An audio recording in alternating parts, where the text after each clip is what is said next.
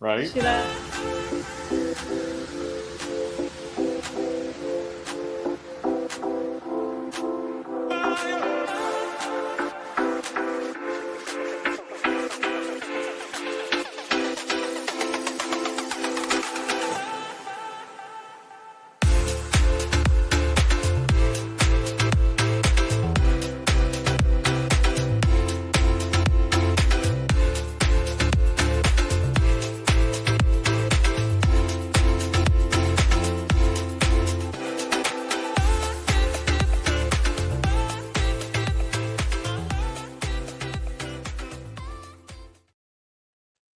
Hi, everybody. Welcome to the board report. We bring authentic truth and real conversation to educate our viewers. Hey, John.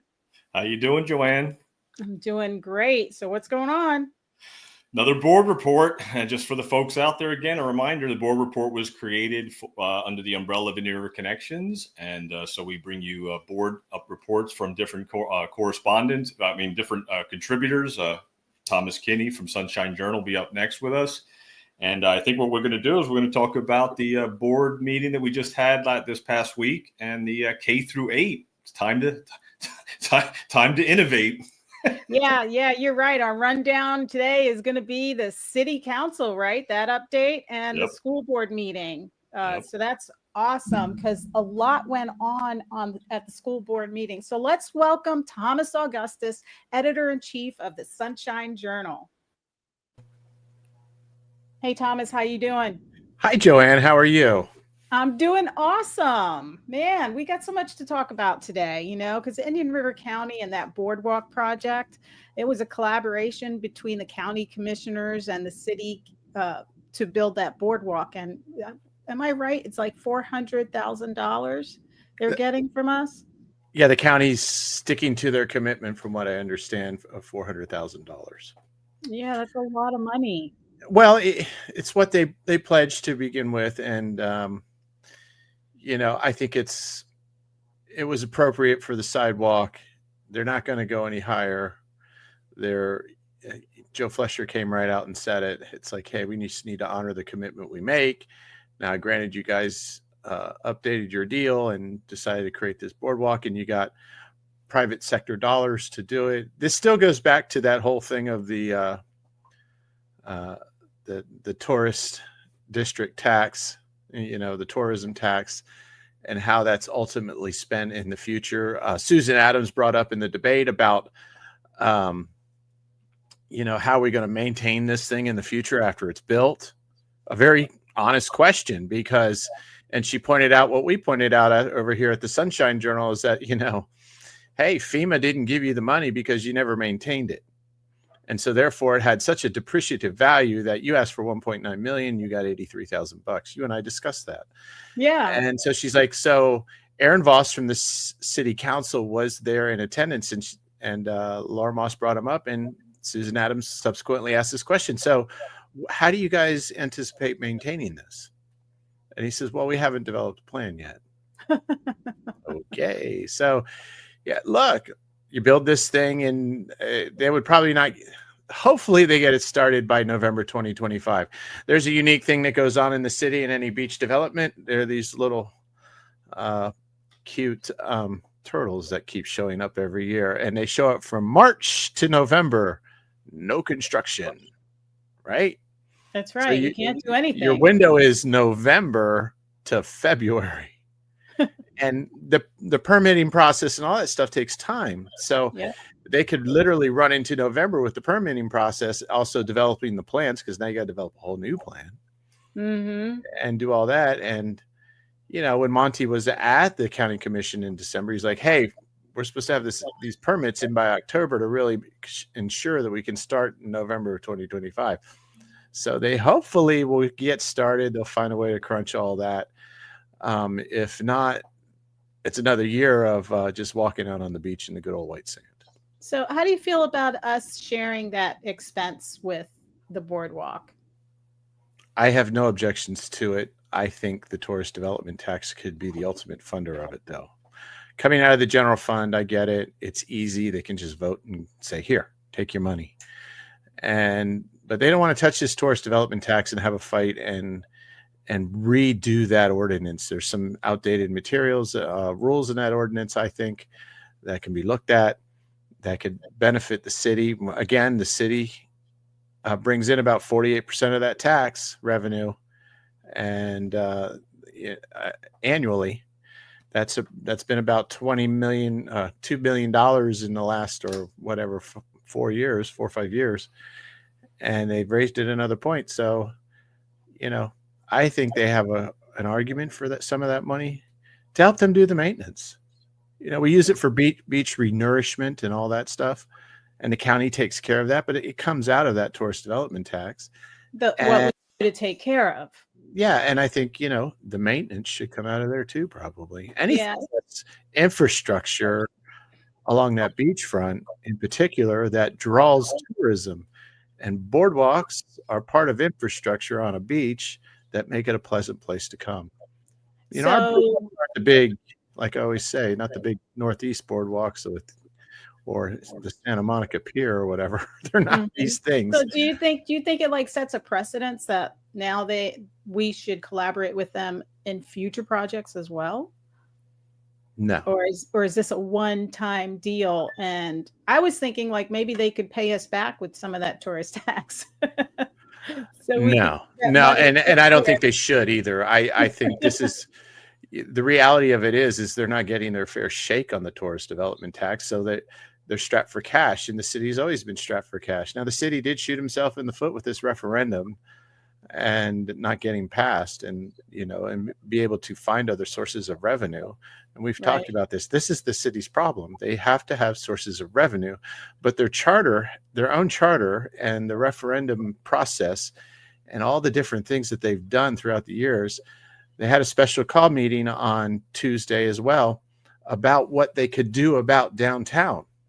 Right. And they're going to do like a business investment development corridor type thing, where you have the backing of businesses. They're going to put up new lights, light posts and stuff. A lot of that stuff's old and outdated. Bring in some planters, beautification projects, a lot of peripheral things. But when it comes to straight development, increasing density is going to be a necessity in the near future. I don't understand why they haven't done it entirely. What I don't like about the way they did this one is they built this master plan that called for all these little buzzwords: affordable housing. You and I have talked about this. Bring the jobs so people can afford to live here. Yeah, that'll create a lot of affordable housing, don't you think? But that's always going to be a problem, even with that Fellsmere project that's going on, the Valhalla project. That's how many jobs is that going to bring here as well? So and that's service industry related and different things like that. But it's still, Fellsmere in the city is more about, the city of Fellsmere is county, it's west. We're talking about an area that's pretty much the central location of our county. You got the county seat here, you got the courthouse here, you've got all these things, and the mayor likes to say Vero Beach is the transactional hub of the whole county, and he's right. When you're out in Fellsmere, the culture is completely different than, say, downtown, and it's a beautiful little town, and it's fun to go to for sure, and it would be a great place to live, raise your kids, and do all those things. But it's a different culture too, as well, and that's fine. That's what people choose. But this Valhalla project to me, it's almost like, it doesn't fit with Fellsmere. No, it doesn't. It doesn't. Fellsmere's so I think cowboy boots and spurs and horses and farms and dirt.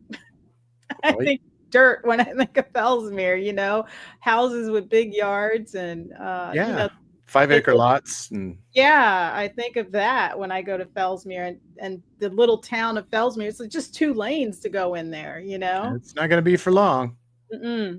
So the Valhalla just doesn't click. It doesn't make sense. And it's so far from the beach. It's like making a little Miami in a little section of country. But My sister-in-law lives up outside of Jacksonville, St. Augustine area, and they're in this huge development.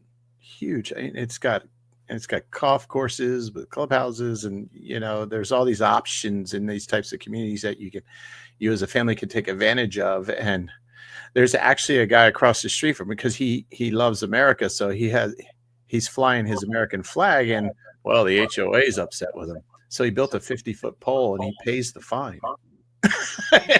And he's got this flag just flying high. But is that Fellsmere? No, it's not. The Rebel, maybe, but not No, is that Fellsmere? And that's what's happening. People are coming to Florida. What it was like 1,500 a day at one point during the COVID exodus and all that, and people are coming here, and they're just of different culture and different backgrounds and big cities and all that other stuff, and they want their amenities. And I get it. It's fine. There's plenty of places in Florida to go to do that. But, changing the whole culture of Fellsmere and Western Indian River County is a bit of a shock.